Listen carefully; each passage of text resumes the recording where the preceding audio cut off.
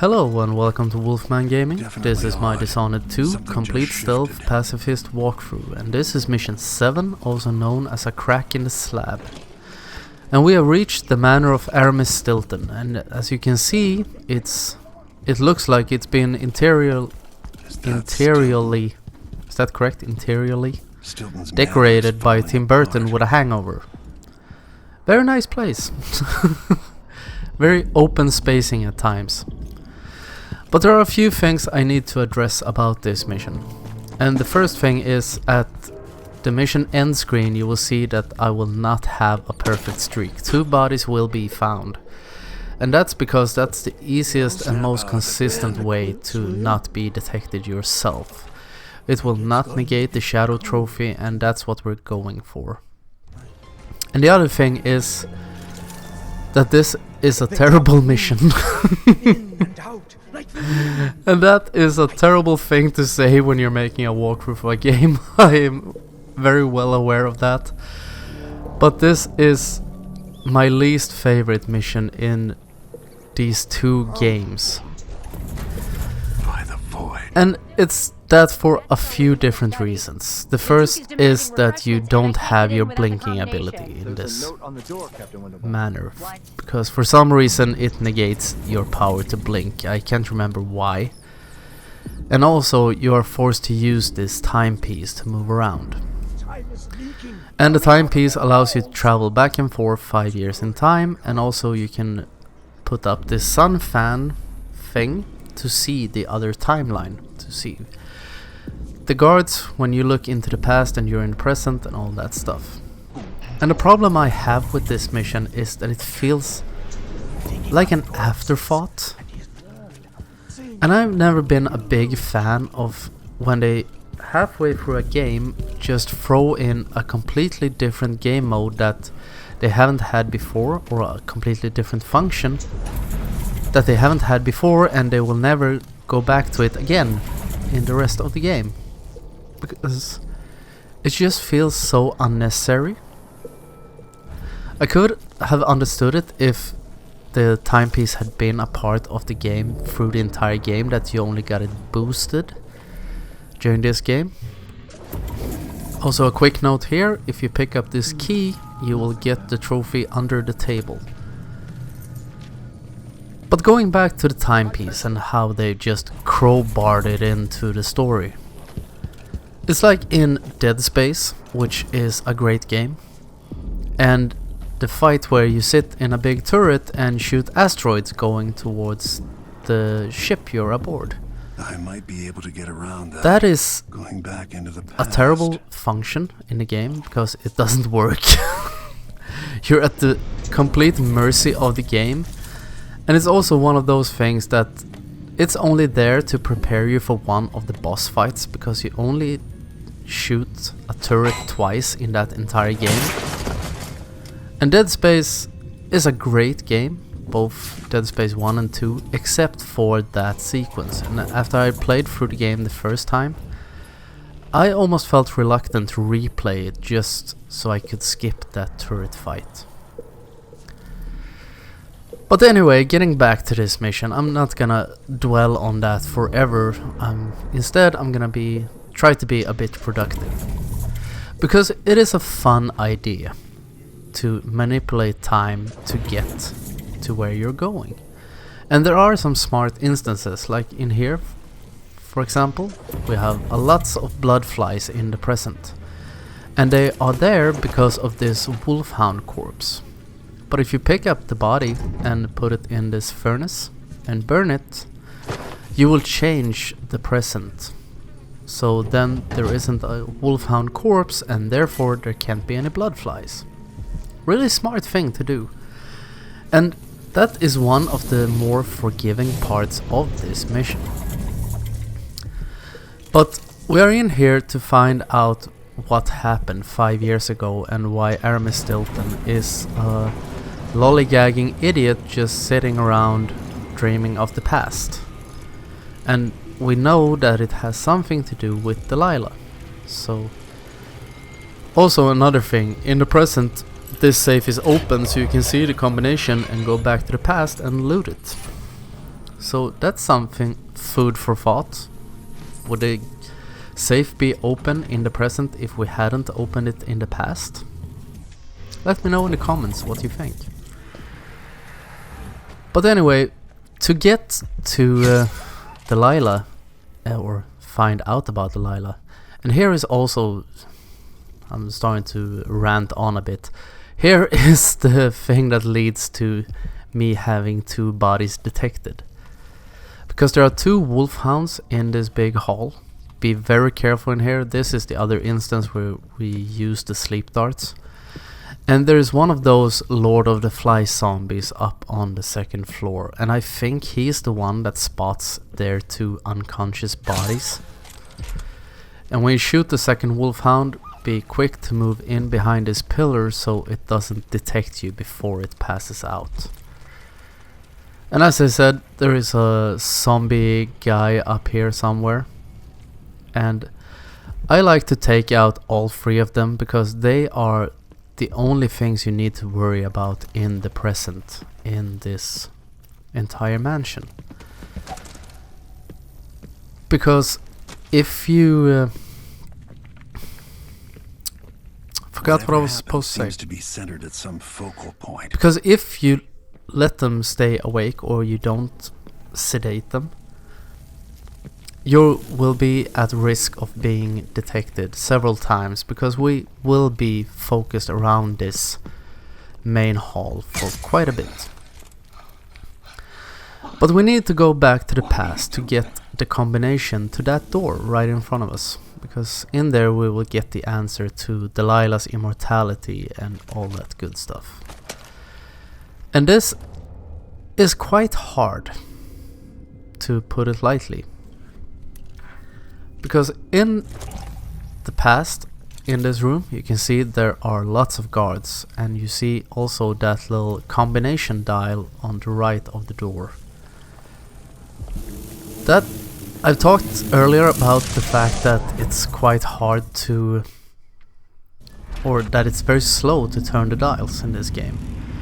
And one point it is a nightmare, and that is in this mission. Because when you try to turn those dials, you're gonna be very exposed and you're gonna have lots of guards moving around you.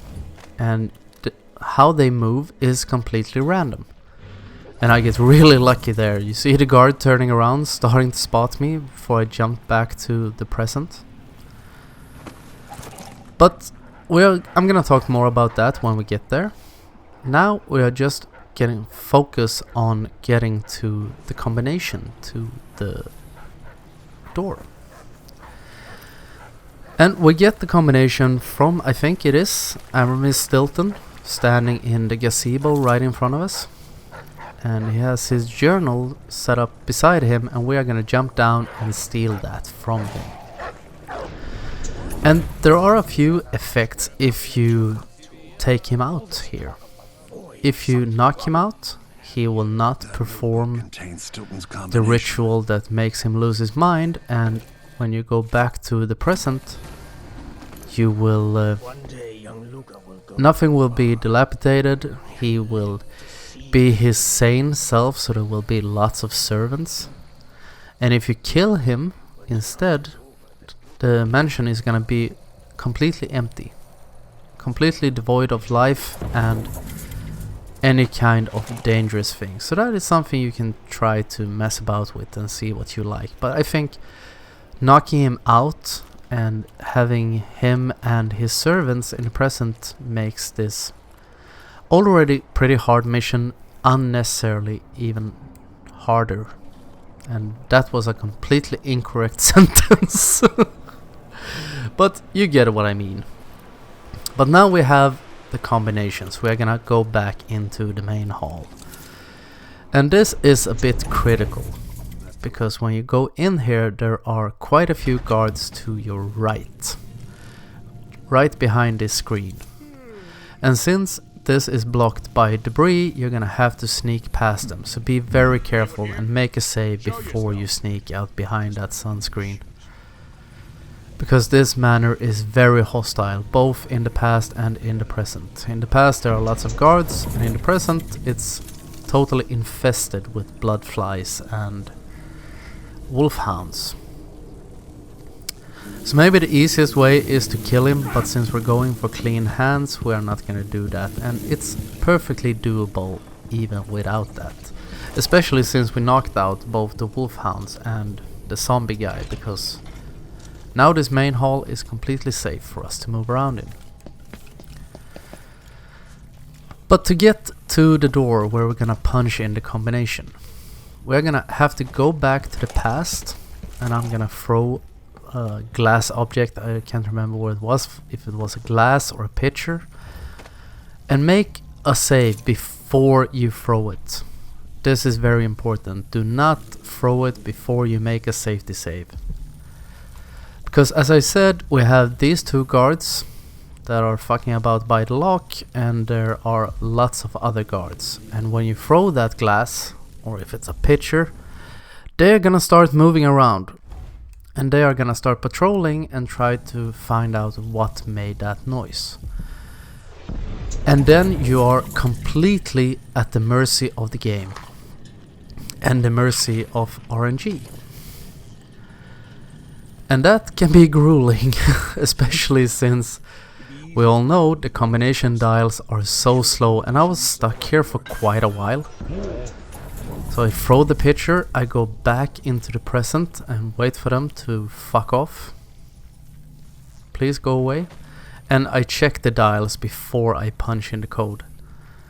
Make sure you have memorized the code before you start punching the dials or turning the dials. And as soon as it seems to be clear around you, hug this wall, take one more peek, and go into the past. And this is so slow. They're usually quite kind with the combination for this, that you don't have to turn the dials very far, but this is heart-wrenching. And as soon as the door opens, head inside and close it behind you. Looked really easy, didn't it? And that took maybe 10-15 tries to get the guards in a pattern that they wouldn't detect me. And that is just bad game design. And that is quite unforgivable in a game that has great game design in every mission, except for this one. But we got slammed with some exposition. I have edited it out, which was a very hard sentence to say apparently. And now all that remains is to get out of here again. And of course there is a guard cock blocking our way out. So what I'm gonna do is open this door and immediately return to the present before he gets a chance to notice me. As soon as I'm out the door, I head back to the present. And now, once again, since we took out the wolfhounds and the Lord of the Flies guy, we can just sprint the entire way back. And that is a good part about this mission, that it's not very long if everything goes alright. This video is about 16-17 minutes long. I think it took me an hour to get through that mission. And mostly due to that dial next to the door, because the guards weren't cooperating at all. And when you're gonna head back to the past, of course, always take a look around you so the guards aren't looking your direction. And as soon as you're back in the present, you are completely safe. There is no one here but you, so we can just run back to the Dust District. And we are gonna head back to where we started in mission 6. So go in there, and that is some pretty bad editing, because I trimmed out some more exposition. Back to the skiff. And we know this area, we've been here before. We are just gonna retrace our steps and get past the guards at the beginning. And that can be a little bit tricky right at the end, because sometimes the guards can be like hawks and notice every single move you make. So be very careful when you go out of this building. Remember, this is where the wall of light was. And I'm gonna blink down behind this rock, because there is a guard leaning towards it, and usually he is alone right there. So get up on this little walkway and move behind this wall. You're completely safe here because there are no guards patrolling above ground level except for the two guys up on this roof. And this is quite easy. We have gotten through the hard part, the hardest part of the game actually, because everything is pretty easy once you know a good path, except for, once again, turning that dial. I'm starting to go into my ranting broken record mode, and I'm gonna try and stay out of it, because my point has been proven and it's time to move on. Someone just heard a dog bark or something. But we blink down here, and this is the last critical part, because there are two guards down there and there is a third guard looking down there. So I'm gonna try and blink behind that crate or wherever it is with the white bowl on top of it, or if it's a chamber pot or something. You see that guard in red? He can be such a troll. That's why he wears the fancy red uniform, because he has better eyesight than his friends. So don't blink on top of that crate. That would be a very unwise move. And here I think I'm gonna make a double blink, because I'm pretty much blinking blindly, because I'm not quite sure how the guards are patrolling or how they are facing. But as long as you've gotten in behind that crate, feel free to drop a quick save, because if you get spotted you can just reload your game at that point and you won't have any problems at all. If you get detected, just wait a few seconds extra after you've reloaded your game and see if he has turned the other way that time.